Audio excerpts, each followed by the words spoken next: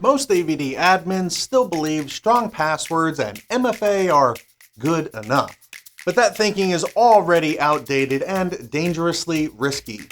And I've helped thousands of Azure and AVD teams around the world, so trust me when I say, once you see how this works, you'll never look at AVD the same way again. Microsoft has announced that by November 15th, you won't be able to create new managed session host pools without managed identities. No secrets, no password resets, no manual babysitting, anything.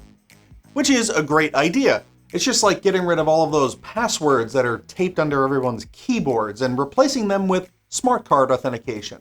Now, before we get started with managed identities for host pools, we need some prerequisites, which are going to be an Azure subscription and resource group that's already set up. We'll need a virtual network that has at least one subnet. Then we'll also need a log analytics workspace, and this will be where all our metrics and diagnostic data go. And then we need an Azure Key Vault, and that's going to store all our credentials for local admin, username and passwords, as well as domain join if that's the path you're going down. Now, the big question with managed IDs is always system assigned or user assigned. System assigned is like plug and play. It creates the identity behind the scenes, it gets managed by Azure, and each host pool gets a unique identity. Then when the host pool goes away, so does the ID, which means zero maintenance for you.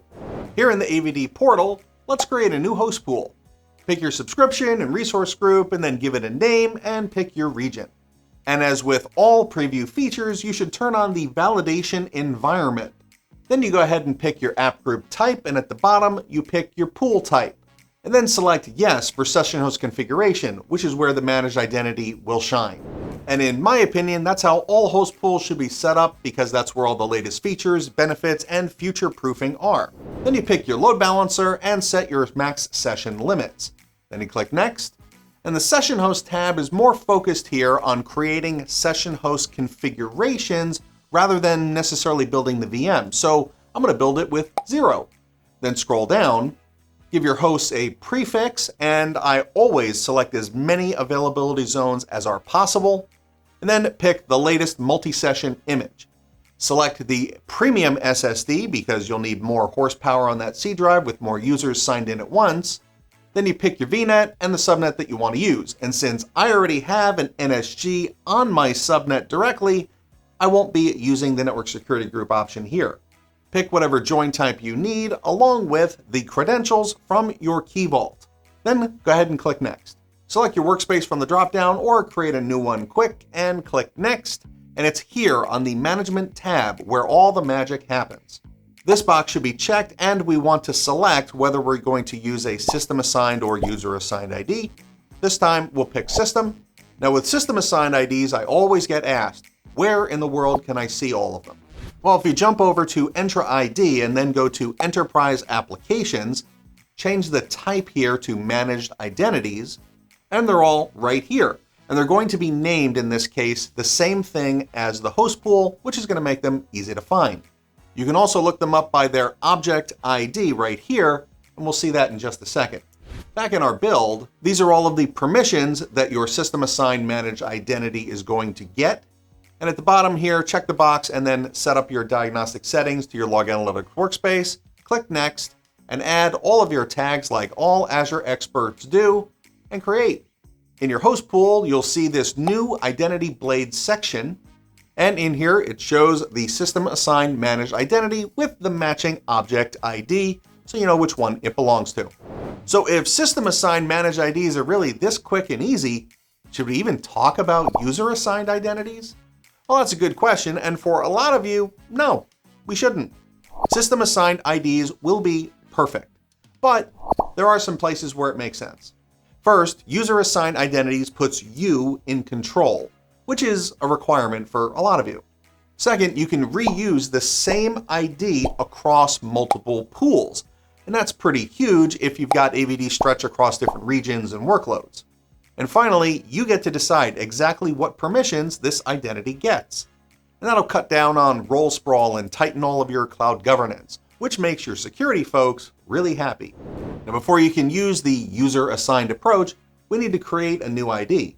Just pick the subscription resource group, give it a name, and for the region, we're going to not do a specified one. And you'll see why in just a minute. Now, normally you would go in here to the Azure roles or attached resources and you'd assign it to something, but not in this case.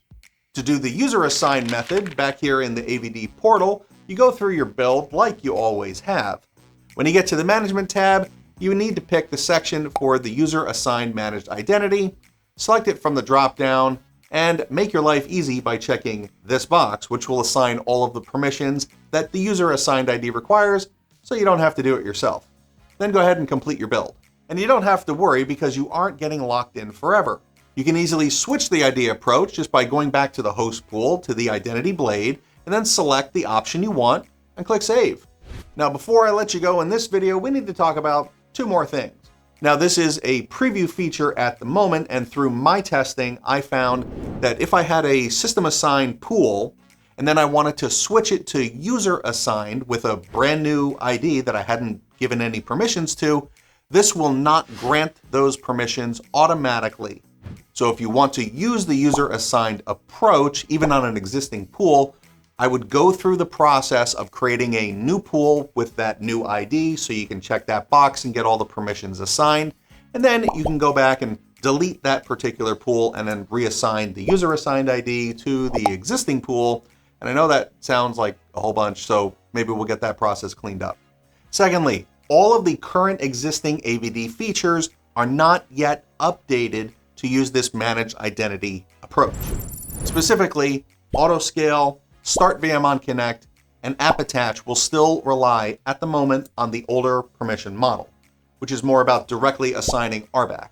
So for a little while, it seems that we might be running in kind of a hybrid identity approach, but Microsoft's message has been loud and clear. The future is managed identities. So the clock is ticking.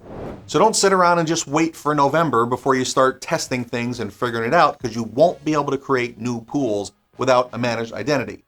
And your journey with figuring all that out starts right here. And happy learning.